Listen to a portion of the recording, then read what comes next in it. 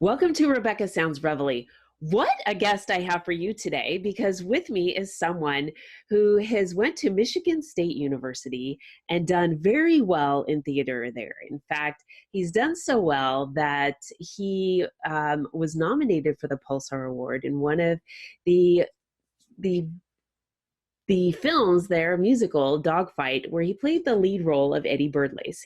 In fact, this was so inspiring for him that he has gone on to do even more than that and landed in his sophomore year there a supporting role of Vince in a feature film called Sorta Late. And this was really kind of interesting because it ended up premiering in the Traverse City Film Festival in 2016. So what has happened since then has been an ongoing series of things that has caused him to just been drawn further and further into the film industry. And what has happened since then has landed him in some background work and actually got him to have a lead role in a film, and I'm going to let him share that with you, and also produce a film. So there's more going on with that, and I'd like him to share, even though, as you know, oftentimes I know a whole lot more than what I'm sharing with you, because I want the person to share it themselves. So with me today, I have actor-producer Patrick Harney with me. Welcome to the show, Patrick. Thank you very much for having me, Rebecca. I am really delighted because oftentimes you see people that are interested in going into acting or going into the film industry or going into theater, and that's kind of where they stay. They kind of stagnate. They get there, they don't know what to do, or they just don't pursue the passion the way that they should. And you have gone from finding this passion with you, especially when you were in college, to where it's at now. But did you have this passion before that? I did. Well, first of all, I just want to say that intro, I mean, if you could just come with me everywhere, that was fantastic. Thank you very much for that. But yeah, so my passion started probably, I think it was about 8th grade. When a friend of mine had told me, because before I was always the sports guy. I played basketball, football, baseball, ran track. I was always a sports guy, and then a friend of mine had told me, hey, why don't you go out for the musical? Like, I know you can sing. Why don't you just go out for the musical? And I said, no, I'm not really. I don't really want to do that. But she kept bugging me, and kept bugging me, and kept bugging me. And thank God she did, because finally, just to appease her, and then even a couple of my other friends had joined in. I was like, all right, fine, I'll go, I'll try out. And just to give you an idea of how little I cared, really, I auditioned with the song "Santa Claus is Coming to Town." Like, really, just didn't care at all. And then the director offered me one of the lead roles in the show. I have chills. And I was like, whoa, okay, this isn't exactly what I was hoping for. But I thought that my out would be, oh, well, they rehearsed during basketball season, so I can't do it. I got basketball, I can't do it.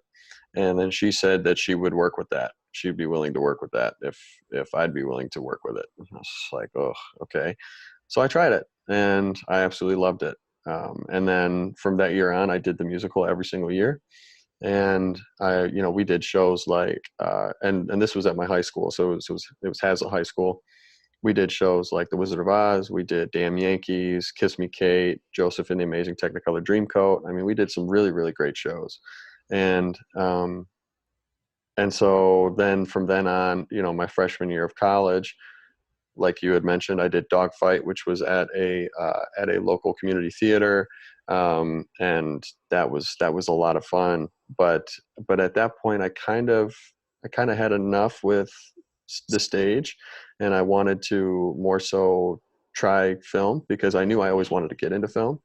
And so that's when I kind of skated over to doing Sorta Late. That was my first film experience. And it was funny because I remember my freshman year of college, I actually this was when Batman versus Superman was being filmed at MSU. I wanted to be an extra. I was like, well, I live on campus. This is perfect. Let me be an extra. Right. And then they emailed me back saying, unfortunately, thank you for submitting, but unfortunately we can't have somebody taller than both Batman and Superman in the scene. So, What? yeah. So, cause I'm 6'4". So that was kind of a bummer, but it was, I mean, it was funny. And what's funny enough is one of my co-stars in a film that I've done that I know we'll talk about more, Scapegoat, is actually in Batman versus Superman. Mason Hyder, he plays a police officer, and he has a pretty good role in that. There was still some sort of a connection between that and Batman versus Superman, but yeah. So ever since then, I've been pushing and pushing for film and television, and I'm kind of diving into multiple roles in terms of producing, and I've started to write a little bit as well, um, Oh, and I'm sure at some point I'll direct at some point, but that's yeah. not even close to right now. But yeah. But you've been progressing just the way I mean, it's kind of like you're supposed to, because when you go from one part of the industry and you are leading up to things, you get to learn every part of the understanding the film industry in itself. And when you get to the hierarchy, if you will, you can really identify with what needs to be done and how the actor or the extra or every part of it, that person on the other side feels. So you can really be very good at what you do in those other roles. And I think that this is really ideal for you because you have it. And so, what is another aspect of this from the very beginning, and Mhm. this is what I really want to share with the audience, is listen to the people who support you, because people Yeah. see things in you sometimes that we might know that it's there, but we don't really act upon it, or we don't want to sort of ruffle our feathers and make us look a certain way because we don't want people to perceive that we think certain things about ourselves. But those talents and those abilities that people see and support us through, we want to listen to those things because they can take us to heights that we never, ever thought we would pursue and go to. And here you are doing that exact thing. And so I want to talk to you about Scapegoat for a minute, because here you are, you've got something that's getting ready to launch pretty big.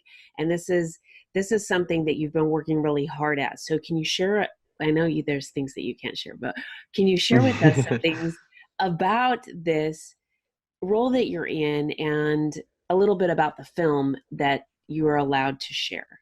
Yeah. So what I can say about the film is, I kind of give you an overview of what the story's about, but it's about this group of people that they all wake up in the middle of the woods.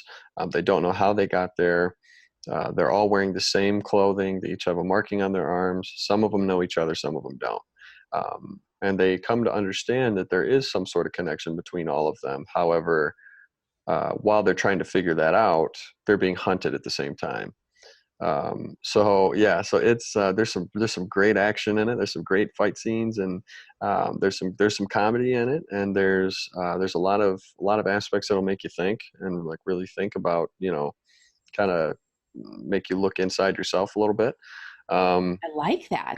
but yeah, we started filming it. It's been a hard go at it, but in a good way.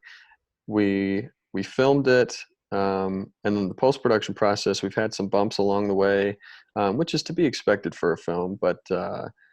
You know, but we had a private screening for it, just as kind of like the first cut of the movie. We had a private screening just to see, get some people's reactions and get some of their thoughts. And so we sold out of the first show in under 18 hours, and No that was kidding. 160 people, but we actually oversold. So we had to add a second show, and then we sold out of that show within about 5 days after that. So we had about 330 people come that night to see the movie, and and we got some great reactions from people. I'm really really excited for it to come out. There are a couple changes that we've made since then, just to polish things up, and or some ideas that we had in terms of the editing that might fit better. But yeah, I'm really excited for it to come out. The director and the writer is Jeff Kapp, with Vigilant Entertainment, and then Shane Shansky's one of the producers as well. And it was just a great cast. I mean, we had Mason Hyger, Heath Satoris, Alyssa Caswell. Well, now Topolinsky, she just got married. Katie Duford. Yeah, it's been a great ride for it, and I'm really excited for it to finally get out there for people to have access to all the time. So This is exciting. I'm just with what you've shared alone now, because you can read certain things. What you've shared now, I'm like, okay, I want to just stop what I'm doing and go check this out, because this is not only going to be entertaining, but there's going to be, what you said, things that are going to make me think. And so for me, and I know a lot of people like that, they want to figure things out. mm-hmm. And they're looking for, I know what's going to happen. And then there's these twists that don't really allow you to figure it out. But if there's other things in it that allow you to think about application within yourself, this is pretty well written in that respect, because to be able to condense something into an hour and a half or a 2-hour Mm-hmm. film and convey all of these things and have held the audience, Yeah. that is pretty good. Well, and also what's cool about it is, this is Jeff Kapp's first feature film. And so typically with first films for directors or whatever, or writers, they're generally pretty garbage, because they're just learning and Ouch. kind of going through the growing pains. But this movie is like, it's phenomenal. Really, I mean, I think it's really really well done, and it's really well written. Because he was very focused on making sure that certain aspects were done right. Even if it means it's going to take a little bit longer, but it's got to be done right. And so like that kind of detail is what I really appreciate. And I also really appreciated that he was a very collaborative director. He and I kind of hit it off pretty quickly. And so on set, I'm a guy that likes to improv. I like to kind of play around with the script and play around with the words, and just because that's what my background, that's what I grew up doing. And so we'd be on set, and he would be, he'd come over and he'd tell me, all right, so we're gonna do 6 takes. Just make sure you get one that has the words, like the words that are on the page. Every other take, just go ahead and try stuff. Just go ahead and try it, and we'll see and we'll see what we come up with. And that was awesome to me. And there'd be times where I'd go up to him and I'd say, "Hey, do you mind if I, can I try this in the scene?" And sometimes he would say, "Yeah, that's great," or he would be like, "No, not for this one. But, let's kind of keep that one out." I'd be like, "Okay, that's great," because I've been on sets where it's very much stick to the script, and it's 100% every single word in the order, everything is correct or has to be correct, which is fine, and that's what some directors and some writers prefer. But I've found for myself that can kind of constrict me a little bit. Yes. But it also helps kind of open up my mind a little bit to figure out, okay, how can I work within these words, so yeah, so with this project, and especially with it being my first lead in a feature film, that was a great gift to be able to have in a director. Most definitely. I mean, that's really, in essence, a lot of things. I mean, to be first and flexible. You've got a lot there. And so you've done some other things too. You were in a pilot, Sindricus. Can you tell us a little bit about that? Yeah, so Electron Blade. It's a sci-fi project that that right now it's insane because the 98% of the world that you see, even in the trailer on YouTube, 98% of what you see is all CGI, and it's all manufactured by one guy. Literally, No kidding. one guy is doing it all. His name is Tommy Kraft. The dude is a wizard with his skills, and um, obviously all the people are real, but yeah. So I got to play this character named Sindricus, who you could say he's a philosophical stoner. Um, he doesn't really he doesn't speak much, but when he does, it's he's got something to say, you know. Okay. And yeah, and that's a very, very fun character to play. So so the pilot is being finished right now in terms of all the CGI work, and everything's filmed, but all the CGI work and everything's being finished. And then TK2 Films, so Callie Bustle and Tommy Kraft, they're gonna look to try and get it picked up, and that's always the hardest part. You know, you could put hours and hours and months into something, and then trying to get it picked up, that's a whole nother beast. So so yeah, so hopefully we can get that going, because that's a really fun character to play, and I'd love to get back to playing Sindricus. So what did you like about that the most? When you say fun, was it because of scripting or because of being how it was on set? Well, I mean, really both of it. I mean, I'd never been a part of a project where the script was so out there um, in terms of like fiction and fantasy. But also the set was a lot of fun. I mean, everybody really becomes kind of a family, and plus the character. You know, I get to dive into a character that I've never played before. I've never played that sort of character before. Uh-huh. And so I was kind of channeling my inner McConaughey from Dazed and Confused type, you know, uh,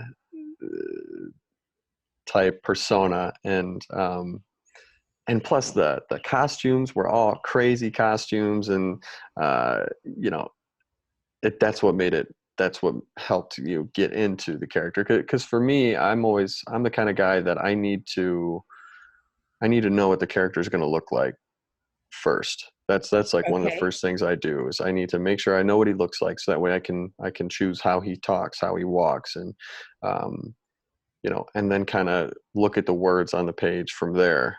Um, you know, so that it just helps me get into the mindset a little better. And so so with that, it was very easy to get into that kind of mindset because of everything that he was wearing and what he looked like. And you know, he was the kind of guy that he didn't really care what other people thought. He was very much an individual, and um yeah, that was very, very fun to play.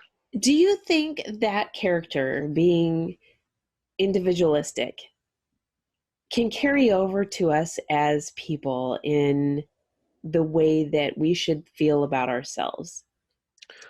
Yeah, I think so. I've always been the kind of guy that always wanted to be a little different, you know. I mean, that was even from when I was younger, you know,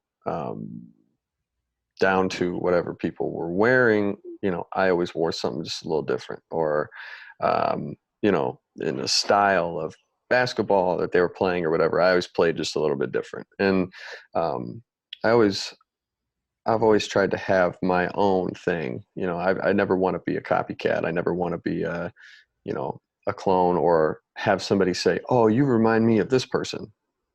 Uh-huh. No, I want to remind you of me, you know? And so, so yeah, so I think it is important that people have an individual, you know, an individual mindset in terms of, you know, we're all unique human beings. So why not, you know, why not thrive in that, right? Why not find your uniqueness and just run with it? I So, love it. I absolutely love it. Now, you have some other projects that you're working on, and one of them you are working on as a producer. hmm um, Well, yeah. So there's a short film that I produced on. It's called Ever After, um, and very proud of that. Jeff Kapp wrote it and directed it, and um, it's a very personal project for him. It's the story itself is very personal to him, and so I was very honored to be able to work on that project, and it'll actually be at the Royal Star Film Festival on the 14th, as well as the Sioux something festival, but it's up in Sault Ste. Marie here in Michigan, and so it's been getting a lot of praise at a lot of different festivals. I mean, just because it's a very real story, it's a very relatable story. I'm not going to give too much away because it is on YouTube, and if I say too much, then it'll, there's no point watching it. But Yes, yes. but it is very, very good. And then I'm also going to be producing and acting on a project. It was written by Nolan Bryant, and um, and Jeff is going to be directing again. And like I said, when we hit it off, I mean, we've been doing a lot of different projects together now because of Scapegoat. So that's really been really fun. Shane Chancey's going to produce, and then also my cousin who's an actor, he's going to be also acting in it with me. And his production company is going to be coming on. So Axel Harney, he'll be on it. So it'll be kind of a family affair too, which is cool because because he and I have always wanted to work together. And and so that one, the working title right now is called Storage. We're not sure if we're going to keep it that, but we've got the first draft of the script. We've got a meeting toward the end of the month on the 25th that we're going to go through and kind of pitch some ideas of things we might want to change in the script, and try to nail down what we want that second draft of the script to look like. And then we hope to have the final draft by the end of September.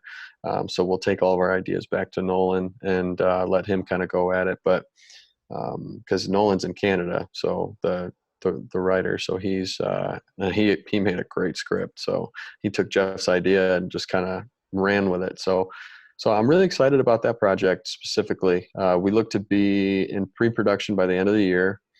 So we'll start looking at casting, and we'll start looking at finding locations, finding budget, obviously, because that's the biggest part really of pre-production is finding a budget. And that's always the hardest part.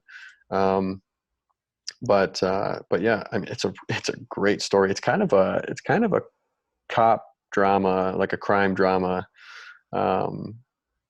And it flashes back between the 1990s and now. So we're going to have, everything in the 90s, we're going to have a lot of really cool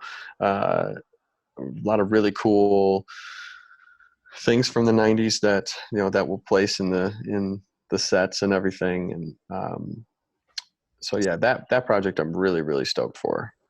This is going to be a lot of fun. Let me ask you, when it comes to acting and producing, Mm-hmm. how do you feel the difference is for you with how far you've come? I think if you were to ask me to act and produce on this project 3 years ago, 4 years ago, I would have had no idea what I was doing. I would have just been like, oh yeah, cool, sure. And thinking, I guess I got to do something, but I don't know what, so I'll just kind of figure it out on the way.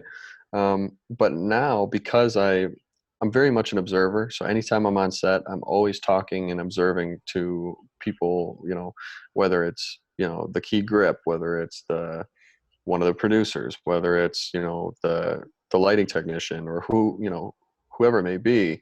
I'm always trying to learn, as much as I can on set, and trying to learn, each person's place on set, and why they're doing what. Why is this light going here? Why is the camera, what's the angle here for? What are you trying to get out of this? What's the framing? And so I think because of all that, and because I've had some experience on set now, I am able to put on, two hats. And also I'm a very hands-on person anyway. And I like to try to do as much as I can for whatever project that I'm working on, just because, this is my life, this is my passion. And so, I want to try to help make whatever I'm doing get as big as it can possibly get, because I want as many people to be able to see it as possible. And so, so with producing, it helps because I can I can have a say in things, but I can be a little bit more I can be more collaborative with, with the guys. And, I'm more so speaking with Shane and Jeff.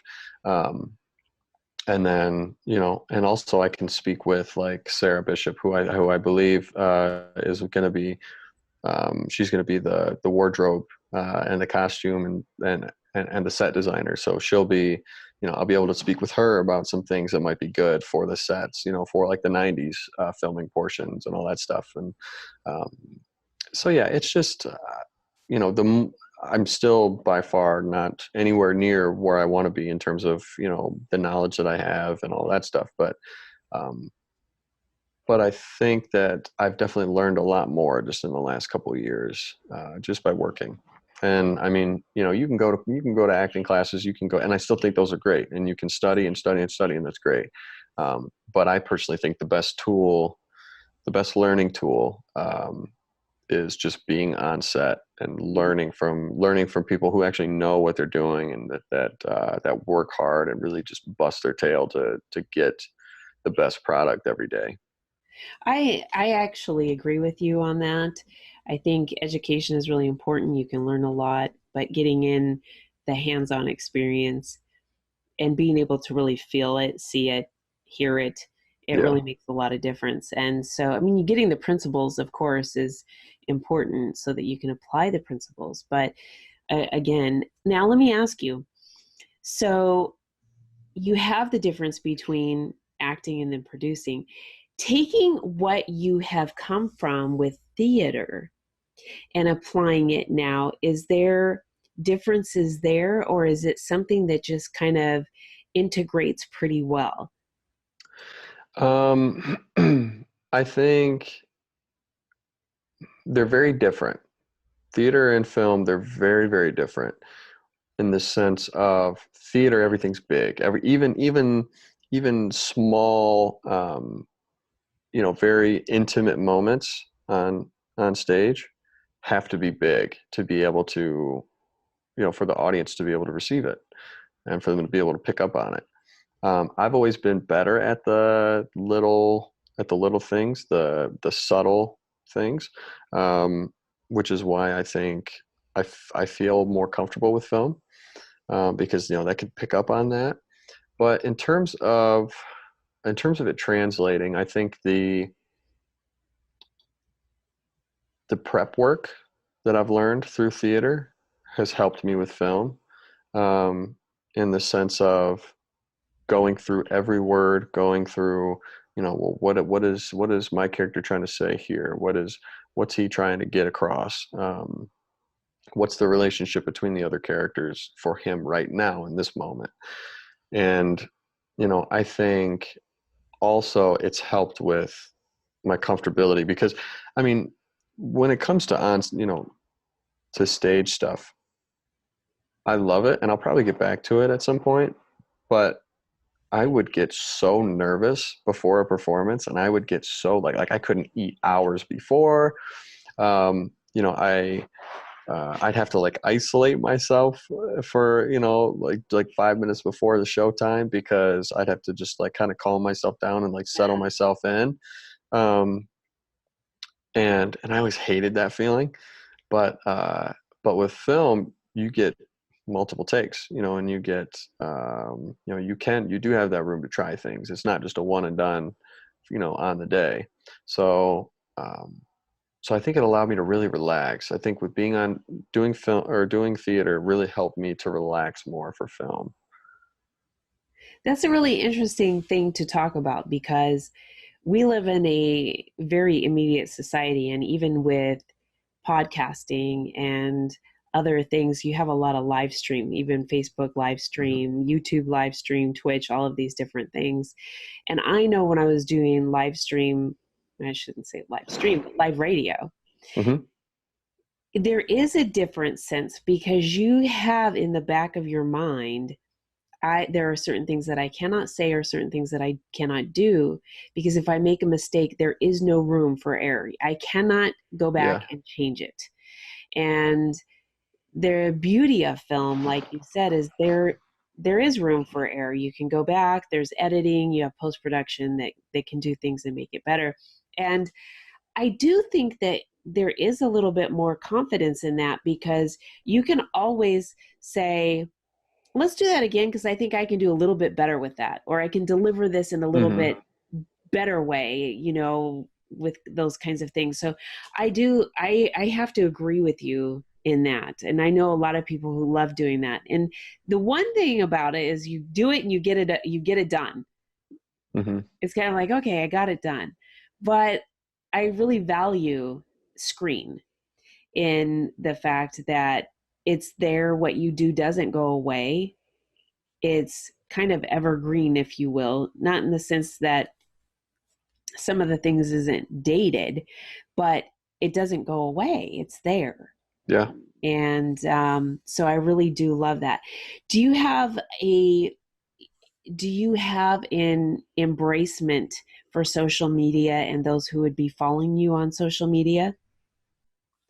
Are you saying in terms of like what are my thoughts on social media Yeah. So in the are you encouraging fans to follow you on social media and stay abreast of everything that you've got going?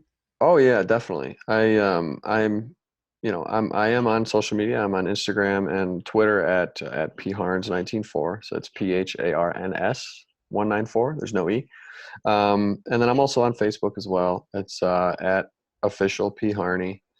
Um, and then also my fiance and I also have a YouTube channel. So that's Sam and Patrick, and we talk about a bunch of different things, and and vlog a little bit. It's a very new channel, so so we don't have much content on there yet. But I think social media is good, but I'm never one to, and I never will be one to just put everything on there all the time in terms of just my daily stuff. I think it's important that actors maintain a certain level of mystery, um, just to be able to uh, maintain, the ability to jump in a character, and when people watch it, they go, "Oh, he's so and so," not, "Oh, that's Patrick Harney in this movie." You know what I'm saying? Yes. I think social media is very, very good for marketing, and that's typically what I use it for. Is if I've got a project that I'm doing, I promote it on that, or any shows that I might be on, like this one. Then I'll promote that, but I don't really dive much into my own personal life on there anymore, just because again, I want to maintain some certain level of mystery, and that's not an ego thing or a narcissistic thing. That's honestly just to help my career. Because I feel like if you're too accessible on there, um, then you lose uh, some of that ability to really dive into a character without anybody picking at you, being like, "Wait a minute, though I can tell that's you." You Yes. know. Yes. That's a good So. point. I think we do allow too much to be out there, and especially in the sense that you just mentioned, because you want to be able to do a number of different things and not give away everything too. So this is pretty exciting, and I like that you are accessible on a lot of different platforms, so that you can be able to reach the marketing ability and all of the different venues that people are out there. And I know that there's quite a few of them out there, and pretty four big ones, and Hmm. you're there. So this is really good, because I think with where you're at and your proven track record, from just going from Pulsar Award to Mm. going into extra work, even being on a music video, to a lead role, to directing, producing, and now dabbling into the writing, which you're going to, I'm sure, end up doing even more than that. Yeah.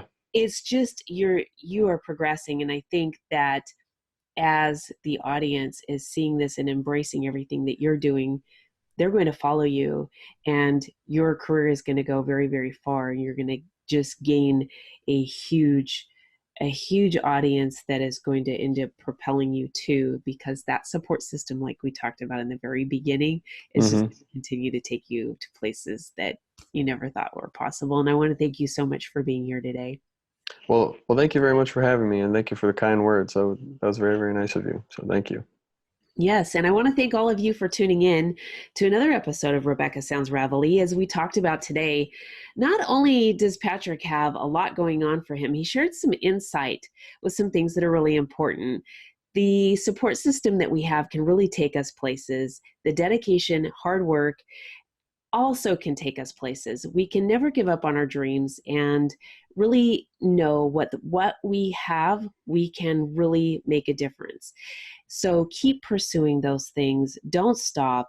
Listen to that internal voice that you have and continue to just develop the things and skills and your own uniqueness. Don't make Mhm. yourself a blueprint of everybody else, that same copy, carbon copy. And as he said, what it was ever so true, clone. You don't need to clone yourself. All of these things will take you where you need to go. So make sure you share this episode with everybody that you know, all of the family that you have, friends, colleagues, everybody you know on social media, everybody that you don't, and make sure that you connect with Patrick Harney. Thanks for tuning in.